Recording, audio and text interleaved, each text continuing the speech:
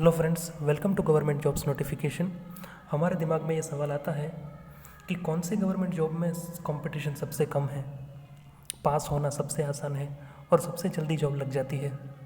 तो ऐसे सवाल अगर आपके दिमाग में आते हैं तो आप बिल्कुल सही वीडियो पर आए हैं। और आज हम बात करेंगे कि कौन कौन सी एग्ज़ाम में कंपटीशन कंपैरेटिवली कम है। वैसे कंपटीशन तो इतना हाई है, हर एक जॉब में जॉब लेना बहुत मुश्किल हो गया है आज के टाइम में, लेकिन फिर भी कुछ ऐसी पोस्ट है जिसमें कंपटीशन कम होता है, उनके बारे में हम इस वीडियो में जानेंगे।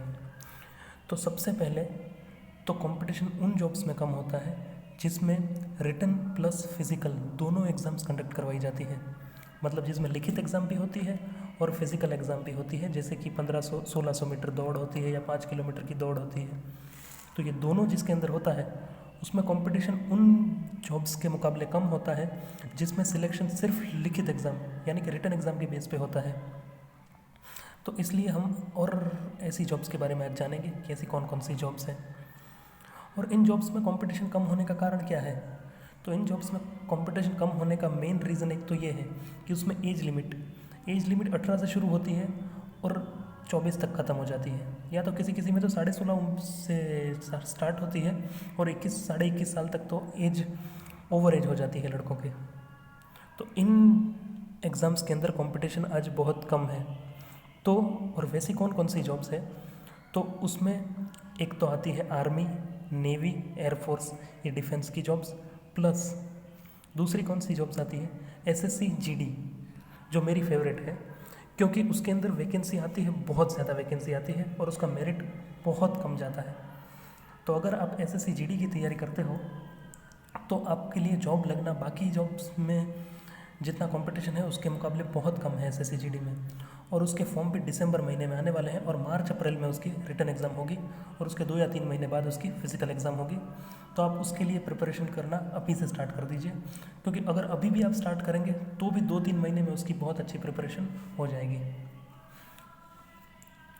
तो उन जॉब्स के अंदर कंपटीशन कम होने का रीज़न क्या है, तो मेन रीज़न तो ये है, एक तो रीज़न हो गया एज लिमिट, प्लस दूसरा रीज़न हो गया मेडिकल एग्ज़ाम। मेडिकल एग्ज़ाम में ऐसा होता है कि जिन जिन एग्ज़ाम में फ़िज़िकल ली जाती है उन एग्ज़ाम में मेडिकल क्राइटेरिया भी बहुत हाई होता है। जैसे कि किसी की आंखों में नंबर है तो वो लोग एलिजिबल नहीं होते, कुछ लोगों का वज़न ज़्यादा होता है, दौड़ नहीं पाते, तो वो लोग भी इन एग्ज़ाम्स को क्लियर नहीं कर पाते क्योंकि उनकी रनिंग अच्छी नहीं होती है। फिर रनिंग में बहुत सारे लोग फेल होने के बाद जब रिटन एग्ज़ाम में जाते हैं तो रिटन एग्ज़ाम में कंपटीशन ऑलमोस्ट 50% तक कम हो जाता है। इसलिए अगर आपको जल्दी से जल्दी जॉब लेनी है तो ऐसी जॉब्स के लिए आप प्रिपेयर कर सकते हैं। और अगर बाकी जॉब्स के लिए भी आप प्रिपेयर कर सकते हैं, जिसमें ऑफिस वर्क की ऑफिशियल जॉब्स होती है उसके अंदर तो सब एलिजिबल होते हैं। जो लोग दौड़ नहीं पाते वो भी, जिनको आंखों में नंबर है, चश्मे हैं, वो लोग भी उसके लिए एलिजिबल होते हैं। तो उन जॉब्स में कंपटीशन बहुत बढ़ जाता है।